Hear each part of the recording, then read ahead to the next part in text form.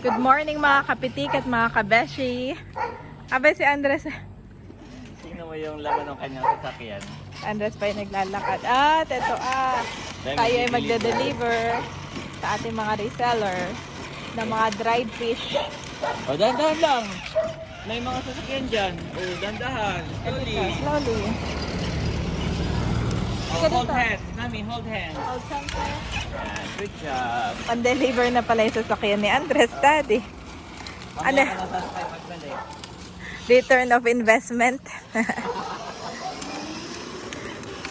Ngayon daw po ay may bagyo, ay kami hindi pa naman naulan, magmamadali rin tayo. Si Thomas po ay naiwan sa bahay kasama si Mama. Ha? Let's go! Bale, dalawang de-deliveran natin na tindahan. Isa po dito sa village shop at isa yung kina Mona Pai. So, unahin natin yung sa village shop. Nagmamadali kami at si Daddy ay may shoot po today.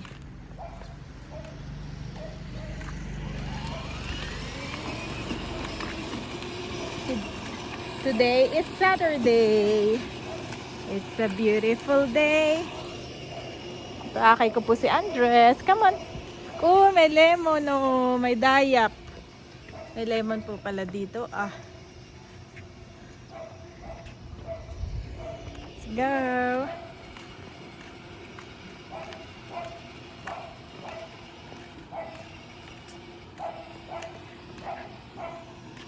Pinafil po niya ang kanyang pagja-jogging.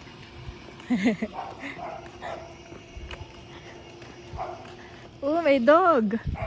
Hi, dog. Hi. May bird, may dog. Hi. Hi, dog. Hi, bird. Hi. Nana. Let's go. Ha? Woof woof? Yes. Woof woof. Woof woof. Nauna na si Daddy, nainip na sa amin paglalakad ni Andres.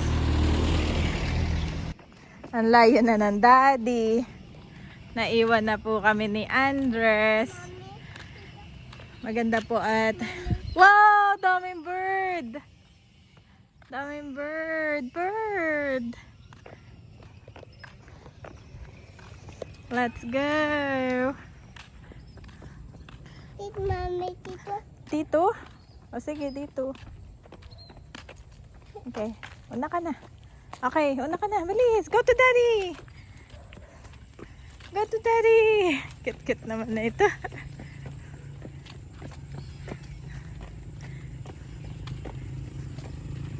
Kit-kit naman ni Andres ka. Daddy! Daddy!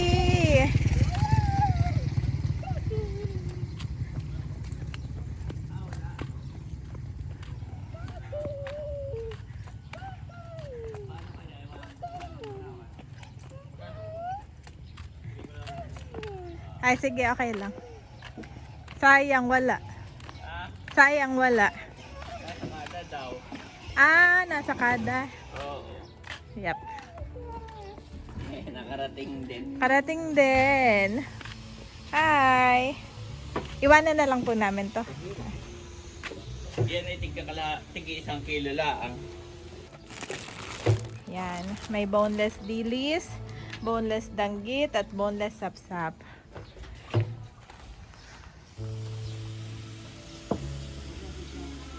May harvest Daddy, oh. Harvest na mustasa. Pakita mo yung pwesto nito kung saan nilalagay doon. Yep. Ito po ay along Verona Main Road. From gate, yun po yung bahay namin doon. Tapos ang gate ay papunta dito, So nasa gitna siya. Wow! Ito yung Free taste. Iwanan mo na lang yung number mo, Daddy. Iwanan mo na lang yung number mo.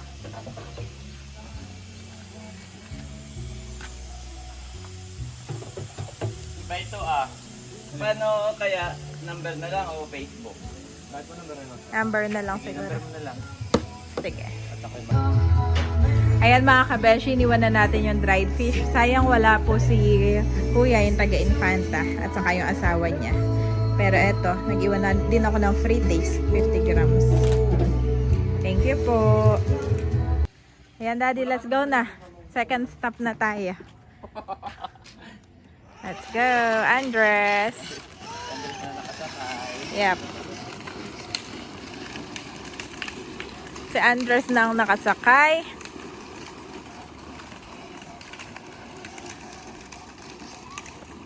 Ah, yes, that's daddy. Yes, thank you. Wow. Wow!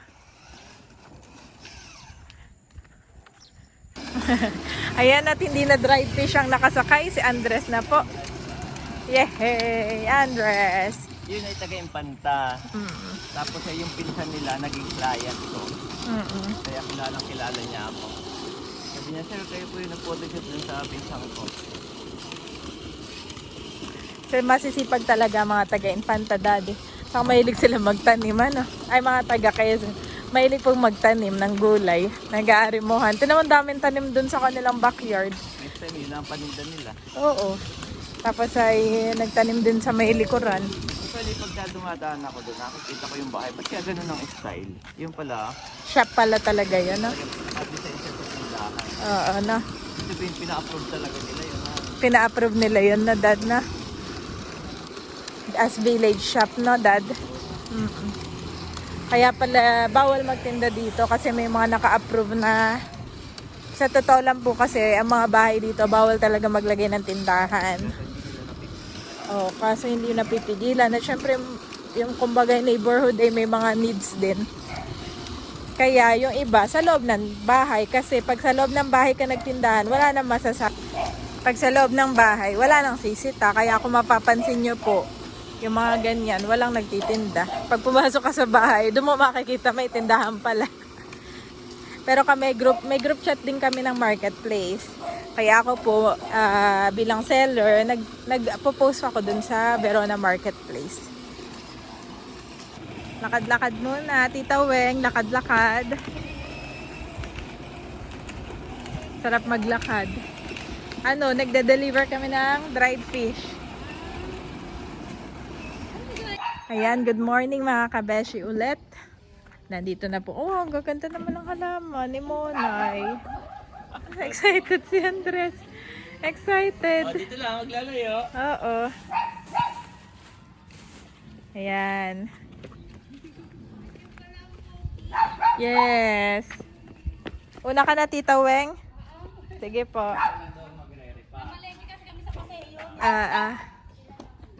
Saturday nga pala ngayon na. Oo nga daw po. Aba yung mag-amay nag-enjoy na. Ano tinitin? Oh, po, ang dami. Ay, napadami na po. Hindi ko nakilala. Dati apat lang. Makubi, makubi. Dami. Bebenta yan.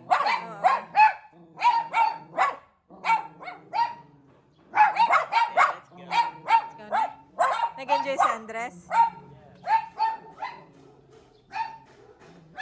Wow, ang gaganda ng mga halaman, Daddy. Oh. Yun ay mani. Ha? Mani. Mani ito? Oo. Wow! Mani pala ito. Kilala ko kami nagtatanim dati. Oh. Kapag Oo. Diyan lang.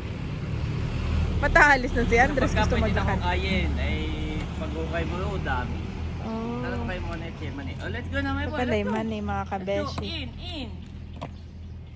Let's go. Tayo, pag naayos na yung gate, tayo maglagay din doon ng pwedeng taniman, no? Kahit kaunti.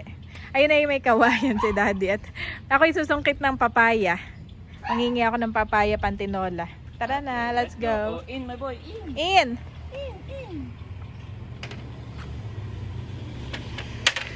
Sakay na. Oh, on mo na, on. On. Start. Ito naman eh. Andres, start. Ito yung dating tindahan, tapos ito yung bahay. At ako po ay Andres. manunungkit kami ngayon. Mami si Andres. Ay, ikaw na lang manungkit, Dad. Ay, dito. Wag mo. Ika dito, Andres. Yan nga. Aba! Ang galing. Sinarap pa. Yup. Good morning po. Lika dito. Sakit mata mo?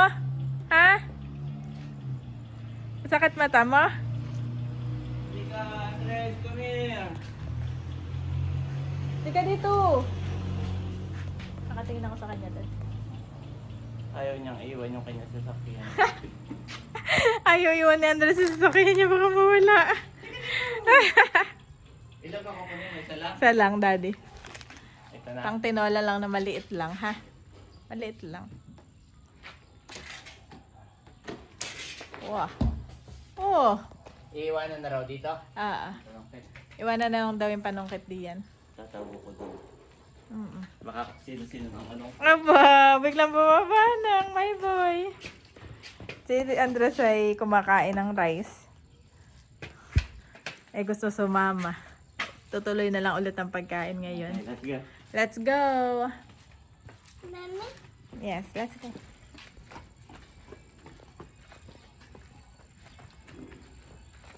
Yan ay ating papaya na nakuha. Thank you, Daddy. In. Thank you din, Monay. In ulit. Okay, stop. Yay! Thank you, Lord, at nakarating na po kami. Dito na kami sa bahay. but remember the Lord your God, for it is he who gives you the ability to produce wealth, and so confirms this covenant, which he swore to your ancestors, as it is today. Deuteronomy 8:18 NIV.